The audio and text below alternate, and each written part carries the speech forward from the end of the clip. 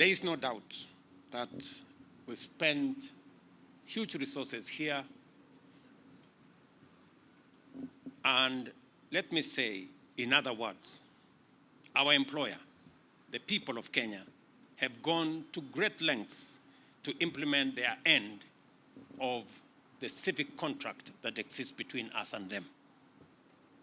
Consequently, as members of parliament, you have a moral and constitutional obligation to reciprocate the sacrifices the people of Kenya have made by intensifying your efforts both individually and collectively as parliament in order to render a strong contribution to the deepening of Kenya's democracy, expanding freedoms, entrenching the rule of law, and achieving economic transformation in the responsibilities that you have.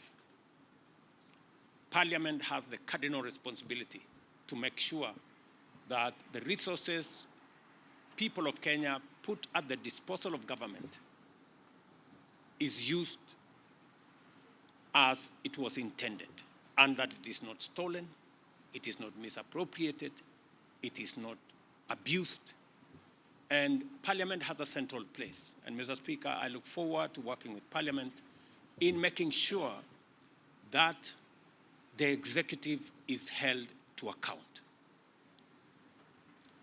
When I made a commitment that members of the executive will come to Parliament so that you can interrogate them, so that you can ask them questions, so that you can hold them to account. And I am very happy that that process has taken off.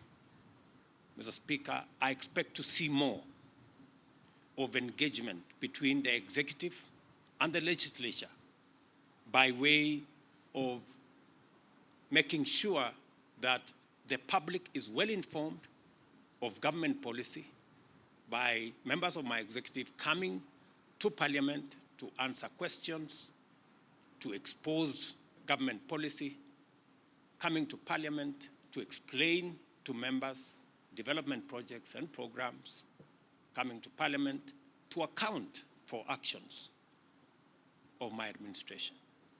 I also want to say that you can count on our support because you have already demonstrated that every piece of legislation we bring, every piece of policy that we bring, Parliament has always gone out of its way to input, to inform, to enrich, to amend sometimes, and to make it better.